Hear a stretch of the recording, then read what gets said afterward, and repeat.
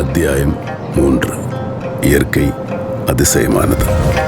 அன்பே அன்பின் அத்தனையும் நீயே, கண்கள் காணும் கற்பனையும் நீயே, வானத்தையும் நீலத்தையும் நிரப்பிடவே ஒரு பறவை போதும் போதும்.